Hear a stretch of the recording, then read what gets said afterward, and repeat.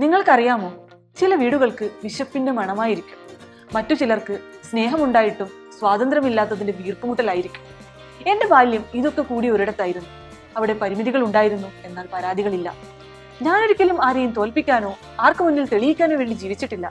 എന്റെ മനസ്സിലൊരു ലക്ഷ്യമുണ്ടായിരുന്നു. ഉള്ളതുകൊണ്ട് ഉള്ളതുപോലെ ജീവിക്കുമ്പോഴും ജീവിതം മെച്ചപ്പെടണം. പ്രിയപ്പെട്ടവർക്ക് എത്രത്തോളം തരാൻ സാധിക്കുമോ അത്രത്തോളം മതിയായിരുന്നു എനിക്ക്. മറ്റുള്ളവർ വൈദ്യുതിയുടെ പ്രകാശത്തിൽ പഠിച്ചപ്പോൾ ഞാൻ എന്റെ സ്വപ്നങ്ങളെ കൂട്ടിവെച്ചത് മണ്ണെണ്ണ വിളക്കിന്റെ മങ്ങിയ വെട്ടത്തിലായിരുന്നു. എനിക്കതിൽ ദുഃഖമില്ലായിരുന്നു, പക്ഷെ ഒരു വാശിയുണ്ടായിരുന്നു. ഇതെന്റെ അവസാന വിധിയാകരുത്. എന്റെ ഏറ്റവും വലിയ ആവശ്യം മാനസിക പിന്തുണയായിരുന്നു. എന്നാൽ എന്റെ സ്വപ്നങ്ങൾക്ക് മുന്നിൽ തടസ്സമായി വന്നവർ എന്നെയും എന്റെ പരിധികളെയും ചോദ്യം ചെയ്തു. നീ എപ്പോഴും ദരിദ്രനായി ജീവിക്കേണ്ടവനാണ് എന്ന് പറഞ്ഞ് എന്റെ ആത്മവിശ്വാസത്തെ തകർത്തു. ലോൺ എടുത്ത് പഠിക്കാൻ ശ്രമിച്ചപ്പോൾ പണമില്ലെങ്കിൽ പഠിക്കാൻ വരരുത് എന്ന് പറഞ്ഞ് എന്റെ നെഞ്ചിൽ കഠാര കയറ്റിയ അധ്യാപകർ. ഏറ്റവും വേദനാജനകമായ ചിലരുണ്ടായിരുന്നു. അവരെന്റെ മുന്നിൽ പുഞ്ചിരിച്ച് പിന്തുണയ്ക്കും, എന്നാൽ മറ്റുള്ളവരോട് പറയും, ഈ ചുറ്റുപാടിൽ നിന്ന് ഇവൾക്കിതൊന്നും സാധിക്കില്ല, ഇതൊക്കെ വെറും സ്വപ്നങ്ങളാണ്. എന്തിനാണ് ഈ പരിധിക്കപ്പുറമുള്ള സ്വപ്നങ്ങൾ കാണുന്നത്? മുന്നിൽ തൂണുകളായി നിന്ന് അഭിനയിച്ച് പിന്നിൽ കുഴിമാന്തിയ ഈ ഇരുമുഖങ്ങളാണ് എന്നെ ഏറ്റവും കൂടുതൽ തളർത്തിയത്.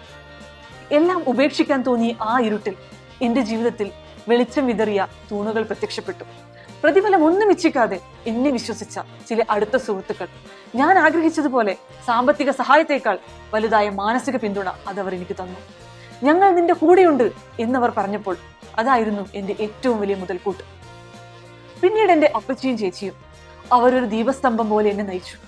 ബാംഗ്ലൂരിലേക്ക് വരാനും ഒരു ജോലി നേടാനും അവർ തന്ന ധൈര്യത്തിന് മുന്നിൽ മറ്റെല്ലാ സഹായങ്ങളും ചെറുതായിരുന്നു. ഞാൻ ഇന്നും ജീവിക്കുന്നത് ഈ സത്യസന്ധമായ തൂണുകളെ മനസ്സിൽ ധ്യാനിച്ചുകൊണ്ടാണ്. എന്റെ പരിമിതികളെ അവർ അംഗീകരിച്ചു, എന്നിട്ടും അവരെന്നിൽ വിശ്വസിച്ചു.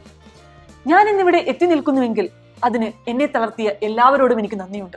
കാരണം അവരുടെ ചോദ്യങ്ങളും ആ ഒളിച്ചുകളികളും എന്റെ ഉള്ളിൽ വാശിയുടെ തീ കൊളുത്തിയിട്ടുണ്ട്. ഞാൻ ആരെയും കാണിക്കാനല്ല, എന്റെ ജീവിതം മെച്ചപ്പെടുത്താനാണ് ശ്രമിച്ചത്. അതിനെനിക്ക് കഴിഞ്ഞു എന്ന് തെളിയിക്കാൻ വേണ്ടിയുള്ള ഒരു മധുരമായ പ്രതികാരം.